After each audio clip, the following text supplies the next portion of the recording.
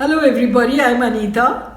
I live in South Asia with my husband who was an aviator. Today we are both tent makers and we have two sons who live and work in different continents. Isn't it amazing how much like a global village the world has begun to feel with this linked by the pandemic, linked by the global media? It helps me as a counselor, as a trainer, as a psychologist to work in a borderless world. I work across all ages, all cultures, and even faiths. This is a calling from God for me to extend help to those who are reaching for it. So it's purely a non-profit venture. I would like to say to you that if you know anyone who needs this kind of a help, don't hesitate to share the link.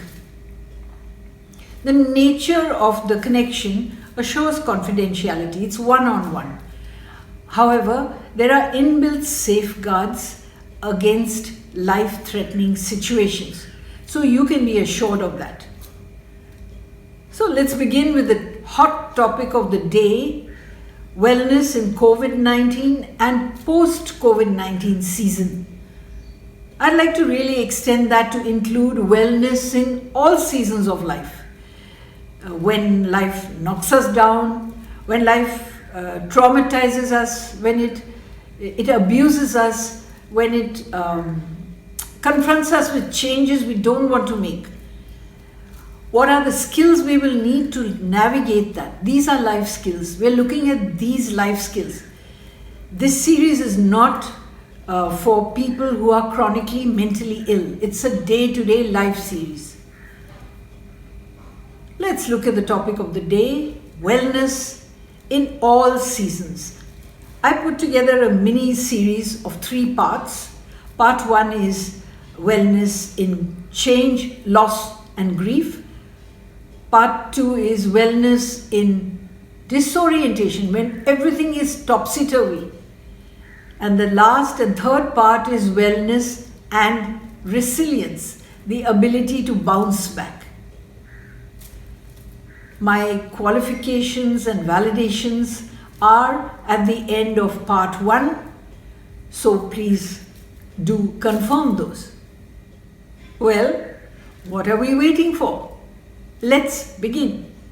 Today we'll be looking at the first of the 3 series called Wellness in Change, Loss and Grief. Whenever there's change, something is lost or left behind. That causes pain, which is grief. And that's what this session is about.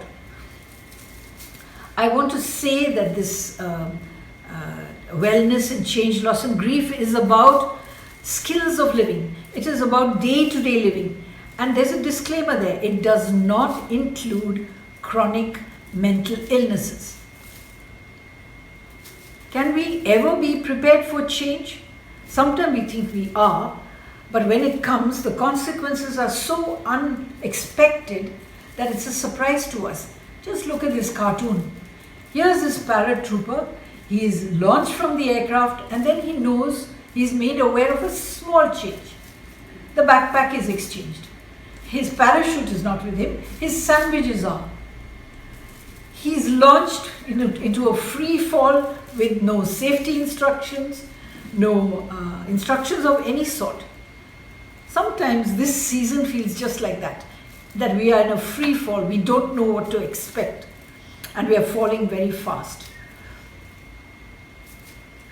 When we face change, we have time, like we have now, to review the things that must be left behind with the past and admit the pain of that loss that it will give us and admit that and deal with it.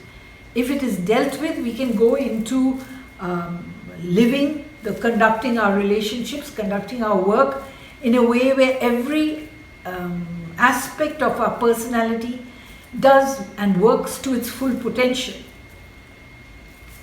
To understand what this means, let's look at one of the sectors of life. Perhaps the most vital sector for us as a community is the sector of financial structures. How does social distancing affect economy that is profit-based. Look at this cartoon. He has a unique way of interpreting social distancing. So do other people. So we don't know what to encounter. The common norm of understanding is shattered. How distancing affects buying and selling. Because there is no buying and selling, production lines break down and production goes down. When production goes down, cargo and travel and movement stops. Wage-based jobs are threatened. When I say they are threatened, the extent in the aviation sector is very high. It's one of the worst hit sectors. Last week, Emirates offloaded 600 pilots, and this week, British Airways is dealing with 1,200 workers, albeit not pilots, but aviation-linked workers. So it's important to know that aviation is just one sector. There are different sectors in life which have the same repercussion when change happens. So let's compare the loss of a job to an umbrella. Often people say, oh, it's just a job, you can get another one. But it's not just a job. Psychologically, the listing rates job loss as the third highest stressor in human experiences. And why do you think that's so? Because it's not just a job loss.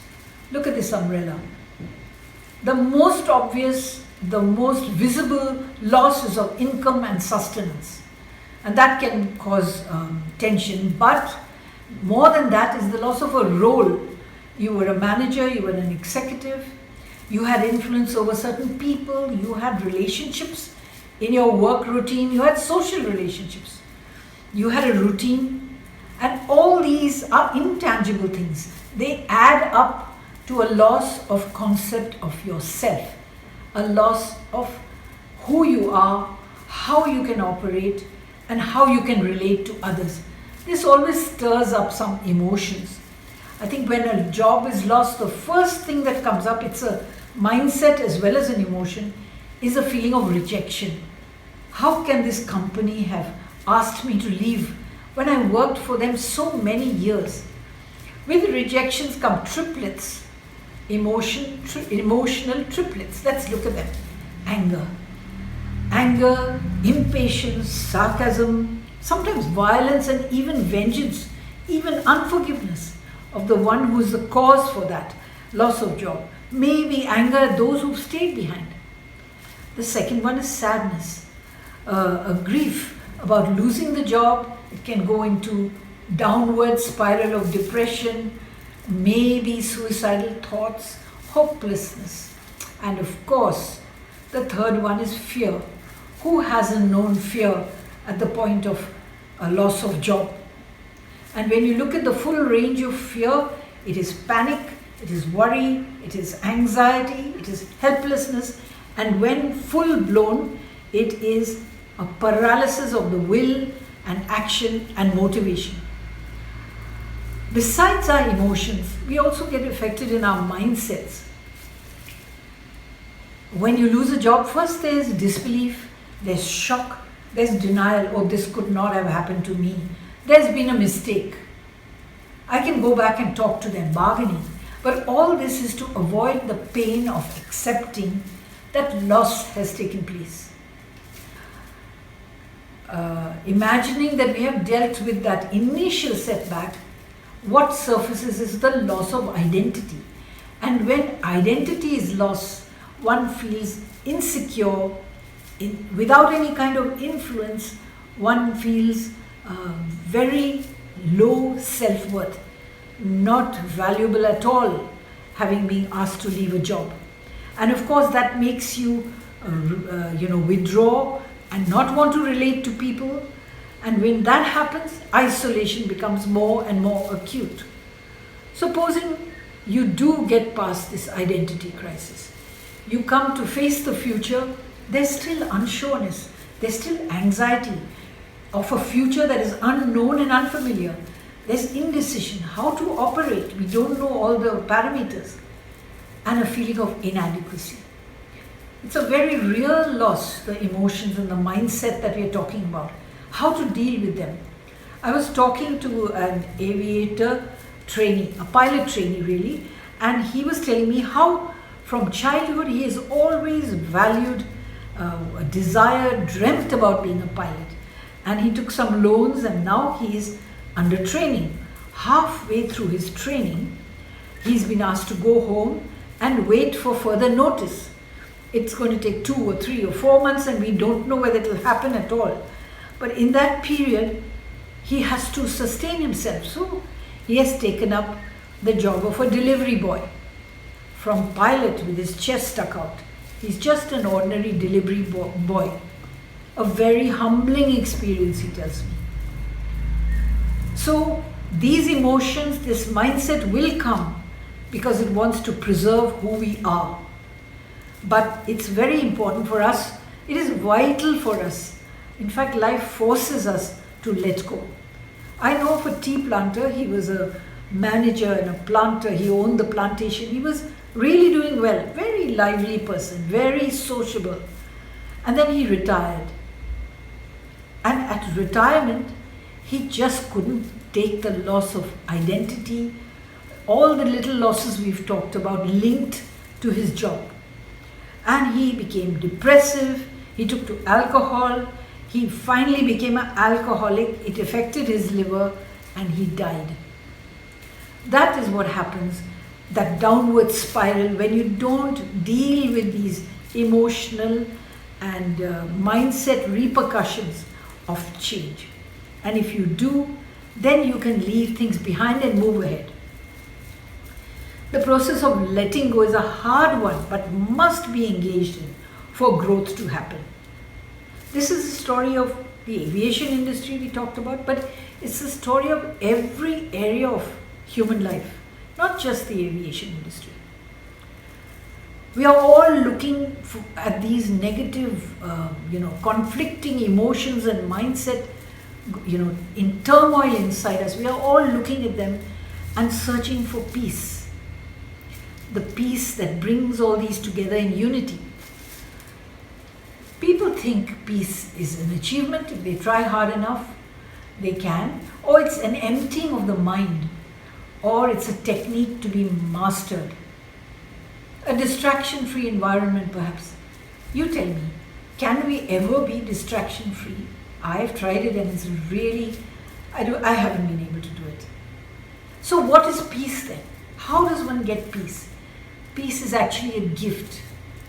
It is the gift of the presence of a person who brings warring thoughts, warring feelings together and reunites them in union as one. So it's a gift. Enjoy it. Ask for it. What about identity loss? During that period, we can feel just like this. This is a passage adapted from the Bible, which says, you can feel pressed in on every side. Is that how you're feeling today? Closed in. You can be confused, discouraged, dejected, not know what to do.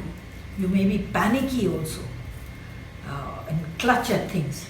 You may be knocked down and fall down like those wrestlers who are knocked down, but a certain amount, a certain counting has to be done, and if they remain down, then they are down.